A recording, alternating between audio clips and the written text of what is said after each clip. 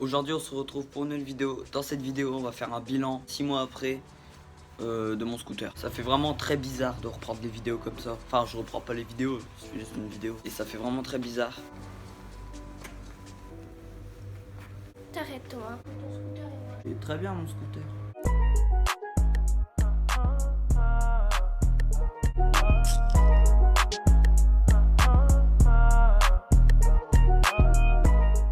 Bon, je me suis mis là parce que là-bas il y avait trop de soleil et je voyais que dalle. Bon, on va commencer avec l'avant.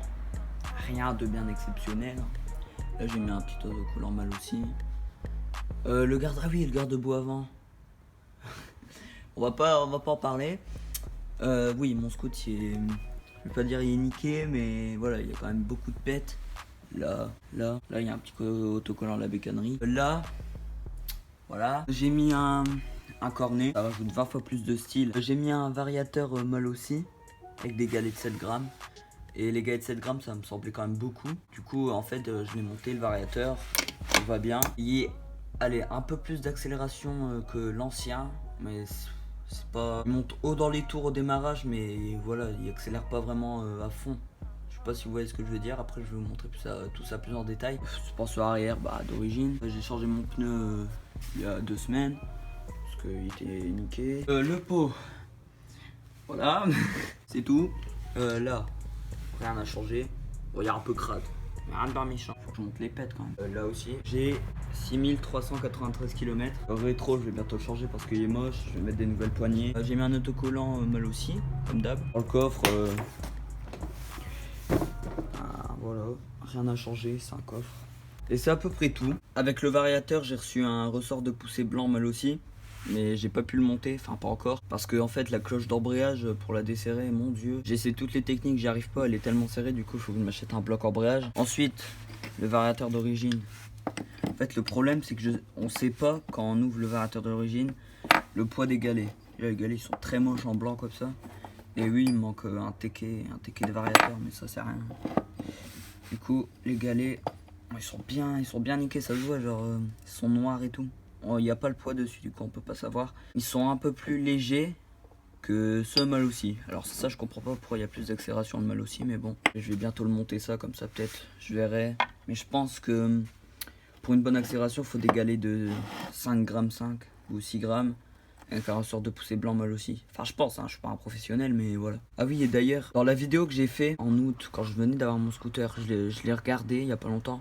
Et je me suis dit, oh là là Thomas, putain, parce que... c'est tout ce que je disais en fait, ça me semblait... Bah, je venais de l'avoir, du coup je m'y connaissais pas et du coup je disais un peu de la merde. Du coup j'ai voulu quand même refaire une vidéo pour déjà donner mon avis sur le scooter après 6 mois. Bon, en général c'est un bon scooter, c'est pas un avion de chasse. Il est quand même puissant pour un 4 temps. En accélération, je parle pas en vitesse de pointe parce qu'en gros je l'ai débridé. Je monte 70, mais à 70 il y a encore ce blocage qui est à 50, qui avait à 50 avant.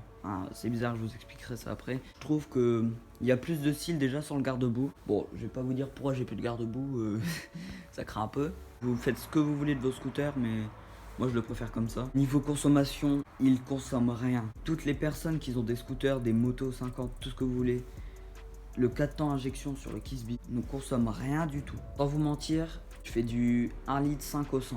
Franchement, le réservoir il fait 6 litres. Bon, allez, peut-être pas 1 litre 5, allez, 2 litres au 100. Mais vraiment, c'est minime pour un scooter. Quand je pense qu'il y a des gens en toute origine, en 2 temps, ils font du, allez, 3 litres, 4 litres. Si vous voulez pas consommer avec un scoot, prenez celui-là. Si vous voulez un truc plutôt agressif, on va dire, dirigez-vous vers Yamaha et tout le bordel. Les points positifs sur ce scooter déjà, si je dois le dire, c'est le freinage. Pas à l'arrière, mais à l'avant. L'avant, il freine super bien, franchement. Il freine très très bien pour un scooter. J'ai vu pire. L'arrière, bon, c'est frein à tambour, c'est pas incroyable. Le coffre, il est plutôt grand. Je dis pas il est énorme, mais il est plutôt grand. Les points positifs, bah en fait, il n'y a pas grand chose. Il est confortable, on va dire. Faire du trajet, ça va. Ça va. Il est pas... Après du trajet, vous allez pas aller à Marseille en scooter. Niveau performance, on va dire ça comme ça. C'est pas une moto de course. Depuis que j'ai mis mon cornet, que j'ai changé le variateur, il y a quand même plus de patates jusqu'à 70. Et comme je vous l'ai dit, le ressort de poussée, je sais pas ce que ça va donner quand je vais le mettre. Parce que là c'est bien, mais je pourrais faire mieux. Et en fait, je vous explique, le scooter, quand j'accélère à fond, va dans les tours. Il monte super haut dans les tours, mais il se passe pas grand chose en fait. Je vais vous le démarrer.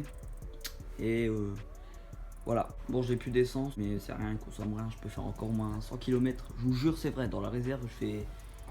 Allez là je peux faire 100 km, vraiment. Le démarrage au cric, parce que le démarrage au cric, il est parti en vacances frérot, on ne reverra plus. Donc c'est parti. Ah ouais, il y a ce bruit de... une sorte de, on va dire une turbine. Le nouveau variateur, peut-être il est pas rodé ou un truc comme ça, et genre ça fait un bruit de turbine, je sais pas si vous entendrez. Ouais, non, on n'entend pas bien, mais voilà. On va lui faire écouter le bruit qu'il fait.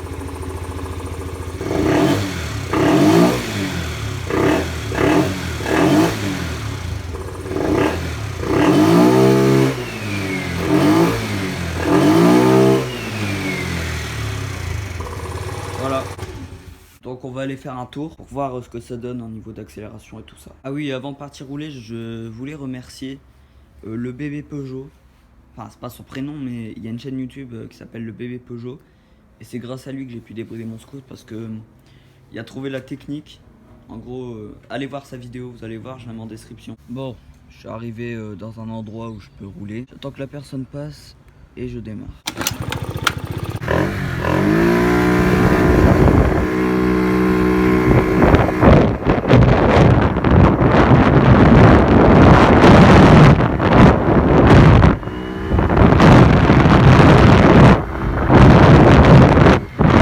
Bon, les amis, j'ai trouvé un endroit, bon c'est une descente.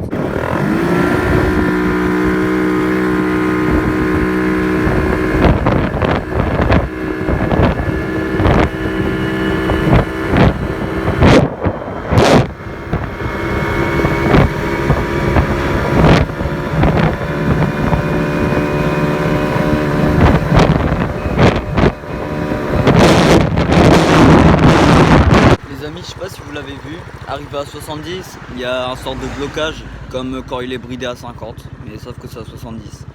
Et pour l'enlever, je pense que ça doit être à l'injection ou un truc comme ça. Bon, je rentre. Bon les amis, je viens de rentrer de la balade. Enfin de la balade, frérot, on va se calmer. Je viens de rentrer et je sais pas si vous avez remarqué, quand j'accélère, ça patine. Pas la roue, hein, c'est... Ouh, on va se calmer. Non mais genre les galets ça doit patiner parce que genre ça monte directo dans les tours et après... Y a pas le... Avant il y avait un petit coup de pied au cul d'origine. Quand on accélérait à fond, pendant allez, une seconde t'avais un petit coup de pied au cul en partant. Là non. En vrai c'est bizarre parce qu'il accélère plus fort à partir de 20 km/h, ça je l'ai remarqué par contre. Mais en dessous, il accélère moins fort. Donc dites-moi si vous savez dans les commentaires pourquoi, si c'est le ressort de poussée, si les galets ils sont trop légers, trop lourds, dites-moi tout. Là je suis en 7 grammes, un ressort de poussée d'origine. Cette vidéo est terminée, j'espère qu'elle vous aura plu. Si elle vous a plu, abonnez-vous à ma chaîne, à celle de le bébé Peugeot, parce que c'est grâce à lui que mon scoot est débridé. Et prenez soin de vous, peut-être on se retrouvera pour une prochaine vidéo. Allez.